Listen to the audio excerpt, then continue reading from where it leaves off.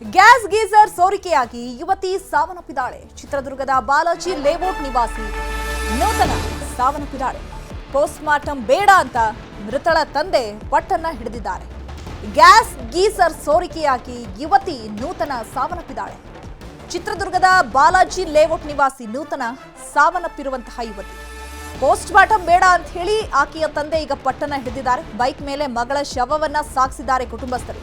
ಪೊಲೀಸರು ಬೇಡ ಅಂದ್ರು ಮೃತದೇಹವನ್ನ ಸಾಗಾಟ ಮಾಡಿದ್ದಾರೆ. ಬಡಾವಣೆ ಪೊಲೀಸ್ ಠಾಣಾ ವ್ಯಾಪ್ತಿಯಲ್ಲಿ ಈ ಘಟನೆ ನಡೆದಿದೆ. ಮೂಲತಃ ಹಿರಿಯೂರು ತಾಲೂಕಿನ ವೇಣುಕಲ್ ಗ್ರಾಮದ ಕುಟುಂಬ ಇದು.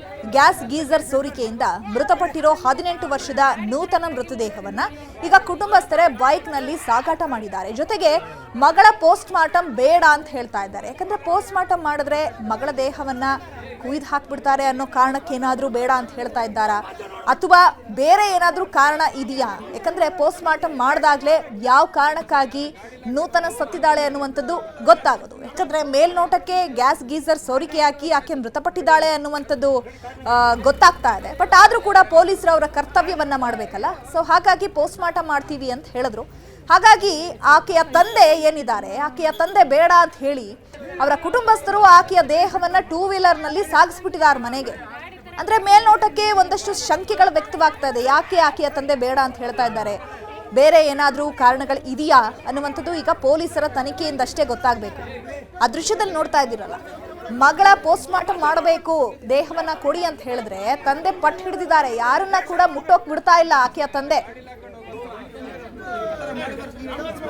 ಈ ಬಗ್ಗೆ ಮತ್ತಷ್ಟು ಮಾಹಿತಿಯನ್ನ ಕೊಡ್ತಾರೆ ನಮ್ಮ ಪ್ರತಿನಿಧಿ ವಿನಾಯಕ್. ಫೋನ್ ಸಂಪರ್ಕದಲ್ಲಿ ಜಾಯ್ನ್ ಆಗಿದ್ದಾರೆ. ವಿನಾಯಕ್, ತಂದೆಯೇ ಈಗ ಮಗಳ ಪೋಸ್ಟ್ ಮಾರ್ಟಂ ಬೇಡ ಅಂತ ಪಟ್ಟು ಹಿಡಿದಿರೋದು ಯಾಕೆ? ಈಗ ಗ್ಯಾಸ್ ಗೀಸರ್ ಇಂದ ಆಕೆ ಏನೋ ಮೃತಪಟ್ಟಿದ್ದಾಳೆ, ಬಟ್ ಪೋಸ್ಟ್ ಮಾರ್ಟಮ್ ಅಲ್ಲಿ ಗೊತ್ತಾಗುತ್ತಲ್ವಾ ಖಚಿತ ಕಾರಣ ಏನಿರಬಹುದು ಅಂತ ಹೇಳಿ. ಯಾಕಾಗಿ ಆಕೆಯ ತಂದೆ ಈಗ ಬೇಡ ಅಂತ ಹೇಳ್ತಾ ಇದ್ದಾರೆ?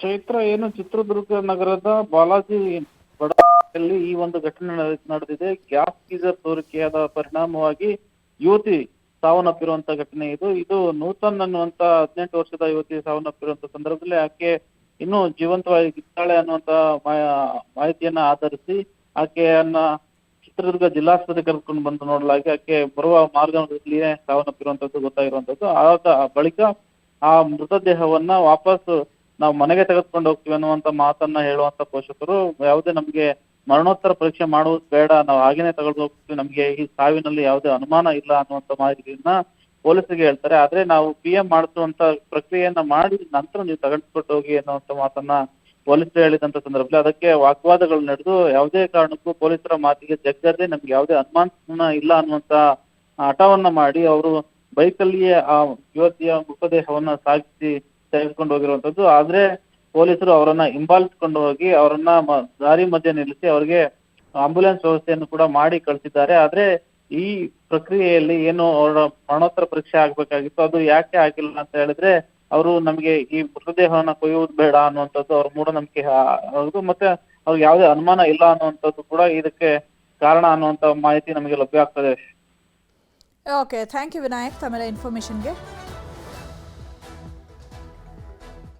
ಹೈಕೋರ್ಟ್ ಸರ್ಕಾರಿ ಅಭಿಯೋಜಕ ಲೋಕ ಬಲೆಗೆ ಬಿದ್ದಿದ್ದಾರೆ. ಕಲಬುರಗಿ ಹೈಕೋರ್ಟ್ ಮುಂಭಾಗ ಲಂಚಕ್ಕೆ ಬೇಡಿಕೆ ಇಟ್ಟಂತಹ ಸಂದರ್ಭದಲ್ಲೇ, ಲಂಚವನ್ನ ಪಡಿತಾ ಇರುವಂತಹ ಸಂದರ್ಭದಲ್ಲೇ ಲೋಕ ಬಲೆಗೆ ಬಿದ್ದಿದ್ದಾರೆ. ಲಂಚ ಸ್ವೀಕರಿಸುತ್ತಿದ್ದಾಗಲೇ ರೆಡ್ ಹ್ಯಾಂಡ್ ಆಗಿ ಪಿಪಿ ಸಿಕ್ಕಿ ಬಿದ್ದಿದ್ದಾರೆ.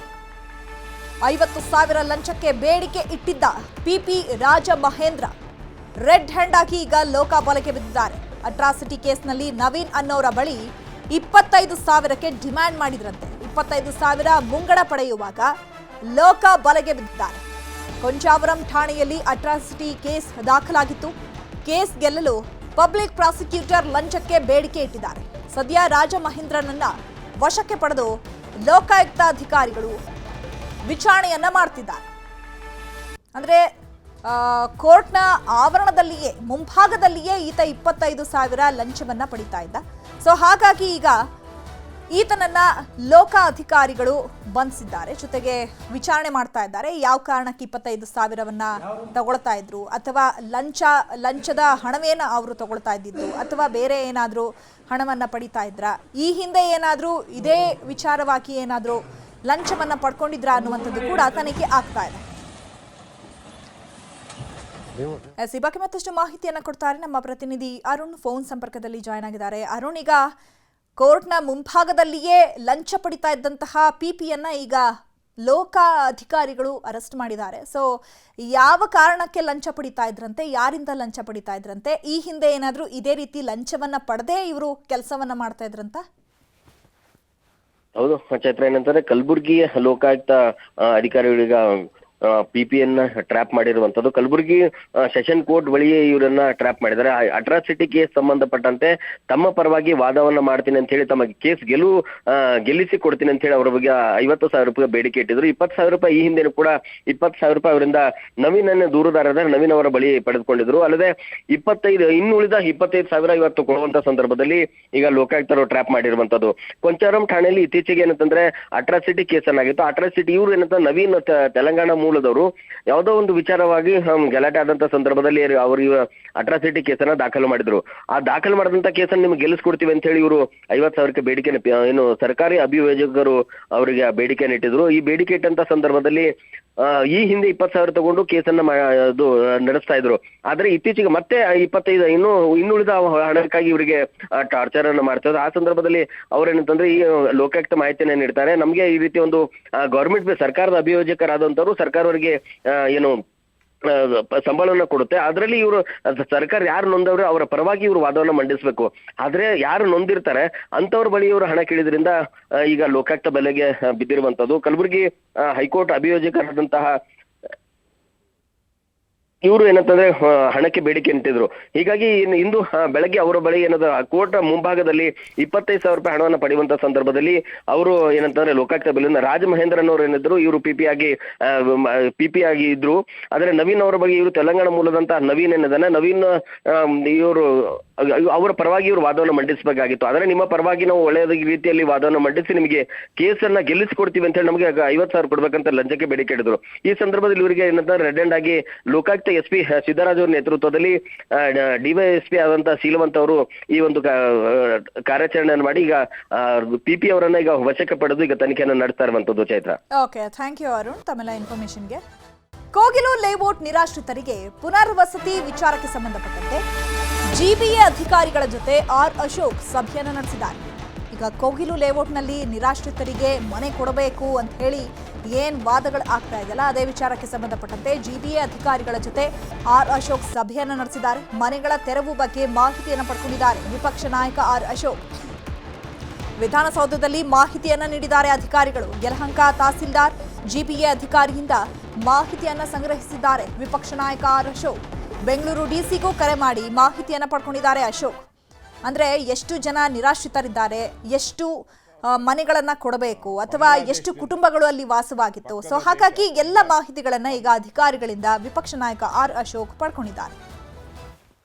ವೆಸ್ಟ್ ಬೆಂಗಾಲ್ಗೆ ಬಂದರೆ ಅಲ್ಲಿ ಏಜೆನ್ಸಿ ಇದೆಯಂತೆ, ಸಾವಿರಾರು ಏಜೆನ್ಸಿಗಳು. ಅವರಿಗೆ 20,000 ರೂಪಾಯಿ ಕೊಟ್ಟರೆ ಆಧಾರ್ ಕಾರ್ಡು, ರೇಷನ್ ಕಾರ್ಡು ಎಲ್ಲ ಮಾಡಿಕೊಡ್ತಾರೆ. ಅವ್ರು ಅಲ್ಲಿಂದ ಈಗ ಎಲ್ಲ ಕಡೆ ದೇಶದ ಎಲ್ಲೆಲ್ಲಿ ಮೂಲೆಗಳಿದೆ ಅಲ್ಲಿಗೆ ಬರ್ತಾ ಇದ್ದಾರೆ. ಬೆಂಗಳೂರಿಗೂ ಬಂದಿದ್ದಾರೆ. ಮುಖ್ಯಮಂತ್ರಿನೇ ಹೇಳಿದ್ದಾರೆ ಅವರು ನಮ್ಮ ರಾಜ್ಯದವರಲ್ಲ ಅಂತೇಳಿ. ಹುಷಾರಾಗಿ ನಮ್ಮ ದೇಶದವರಲ್ಲ ಅಂತ ಹೇಳಿಲ್ಲ, ನಾನು ಹೇಳ್ತಾ ಇದ್ದೀನಿ. ಅವರು ಆ ಥರ 20,000 ಕೊಟ್ಟು ಆಧಾರ್ ಮಾಡ್ಕೊಂಡು ಇಲ್ಲಿಗೆ ಬಂದಿದ್ದಾರೆ.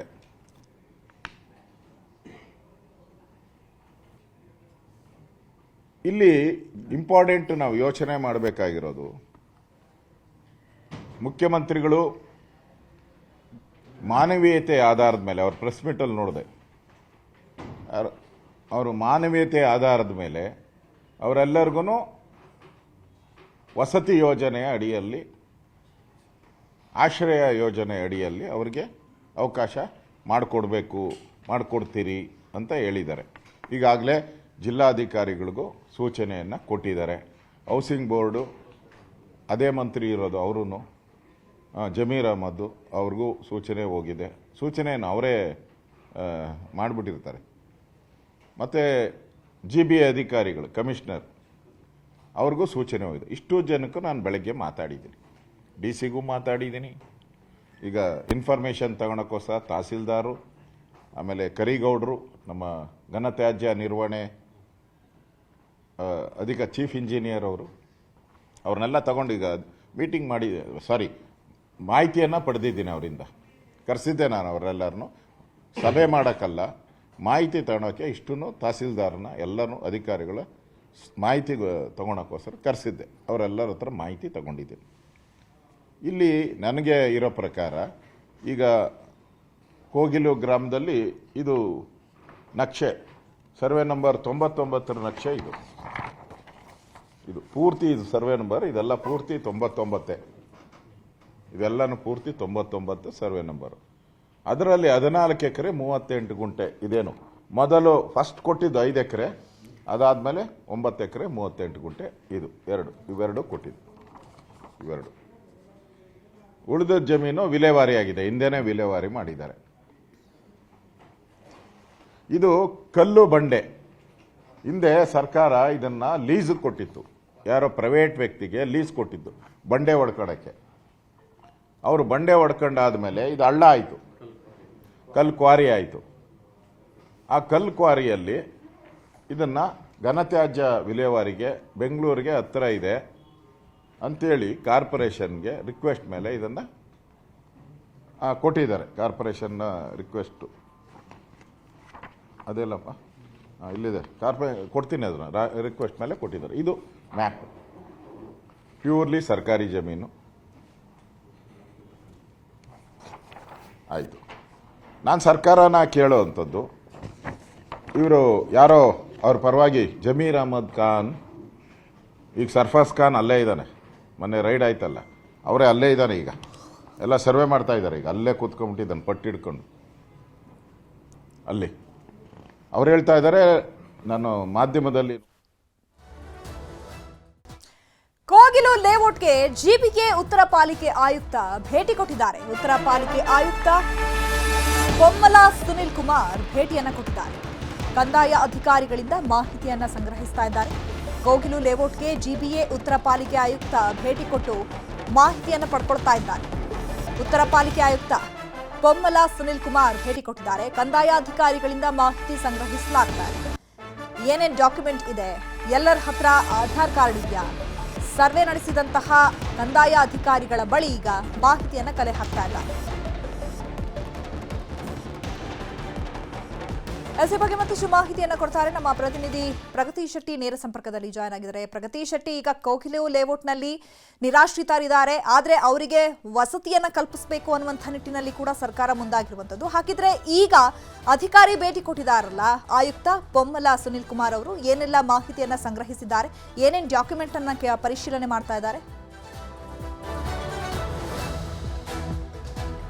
ಚೈತ್ರ, ಯಲಹಂಕದ ಕೋಗಿಲು ಲೇಔಟ್ನ ಒತ್ತುವರಿ ತೆರವು ಕಾರ್ಯಾಚರಣೆ ನಡೆದು ಸರಿಸುಮಾರು 10 ದಿನಗಳಾಗಿ ಹೋಗಿದೆ. ಇವತ್ತಿಗೆ 10ನೇ ದಿನಕ್ಕೆ ಕಾಲಿಟ್ಟಿದೆ. ಸೊ ಇಲ್ಲಿರುವಂತಹ ನಿವಾಸಿಗಳ ಸಂಪೂರ್ಣ ದಾಖಲೆಯನ್ನ ಜಿಬಿಎ ಅಧಿಕಾರಿಗಳು ಜೊತೆಗೆ ರಾಜೀವ್ ಗಾಂಧಿ ವಸತಿ ನಿಗಮದ ಅಧಿಕಾರಿಗಳಾಗ್ಲಿ ಅಥವಾ ತಹಶೀಲ್ದಾರ್ ನೇಮಕ ಮಾಡಿರುವಂತಹ ಒಂದಷ್ಟು ತಂಡ ಇಲ್ಲಿರುವಂತಹ ಜನರ ಮಾಹಿತಿಯನ್ನ ಕಲೆ ಹಾಕುವಂತಹ ಪ್ರಯತ್ನವನ್ನ ಬೆಳಿಗ್ಗೆಯಿಂದಲೂ ಕೂಡ ಮಾಡಿತ್ತು. ಅಂದ್ರೆ ಬೆಳಿಗ್ಗೆ ಮಹಿಳಾ ಆಯೋಗದ ಅಧ್ಯಕ್ಷೆಯಾಗಿರುವಂತಹ ಡಾಕ್ಟರ್ ನಾಗಲಕ್ಷ್ಮಿ ಚೌಧರಿ ಅವರು ಕೂಡ ಬಂದಿದ್ರು, ಭೇಟಿ ನೀಡಿದ್ರು, ಜನರ ಸಮಸ್ಯೆಯನ್ನ ಆಲಿಸುವಂತಹ ಪ್ರಯತ್ನವನ್ನು ಕೂಡ ಮಾಡಿದ್ರು. ಅದರ ಜೊತೆಗೆ ಉತ್ತರ ಪಾಲಿಕೆಯ ಆಯುಕ್ತ ಆಗಿದ್ದಂತಹ ಪೊಮ್ಮಲ ಸುನಿಲ್ ಕುಮಾರ್ ಅವರು ಕೂಡ ಭೇಟಿ ನೀಡಿ ಬೆಳಿಗ್ಗೆಯಿಂದ ಏನೇನು ಸರ್ವೆ ಮಾಡಿದ್ರು ಅಂತ ಅಧಿಕಾರಿಗಳ ಬಳಿ ಮಾಹಿತಿಯನ್ನ ಕಲೆ ಹಾಕಿದ್ರು. ಅಂದ್ರೆ ಇಲ್ಲಿರುವಂತಹ 167 ಮನೆಯ ಒತ್ತುವರಿ ತೆರವು ಕಾರ್ಯಾಚರಣೆಯನ್ನ ಮಾಡಿರುವಂತಹದ್ದು ಸರಿಸುಮಾರು. ಸೊ ಅಲ್ಲಿ ಒತ್ತುವರಿ ತೆರವು ಕಾರ್ಯಾಚರಣೆ ಆದಂತಹ ಸಂದರ್ಭದಲ್ಲಿ ಬಹುತೇಕ ಜನ ಹೇಳಿದ್ರು, ನಮ್ಮ ಹತ್ರ ಎಲ್ಲಾ ದಾಖಲೆಗಳಿವೆ, ನಮ್ಮ ಹತ್ರ ವೋಟರ್ ಐಡಿ ಇದೆ, ಪಾನ್ ಕಾರ್ಡ್ ಇದೆ, ಇಲ್ಲಿ ಬೇಕಾದಂತಹ ಕರ್ನಾಟಕದವರು ಅಂತ ತೋರಿಸ್ಕೊಳ್ಳೋದಕ್ಕೆ ನಮ್ಮ ಹತ್ರ ಎಲ್ಲ ದಾಖಲೆಗಳು ಇವೆ, ಆದ್ರೂ ಕೂಡ ಈ ರೀತಿಯಾಗಿ ನಮ್ಮನ್ನ ಏಕಾಏಕಿಯಾಗಿ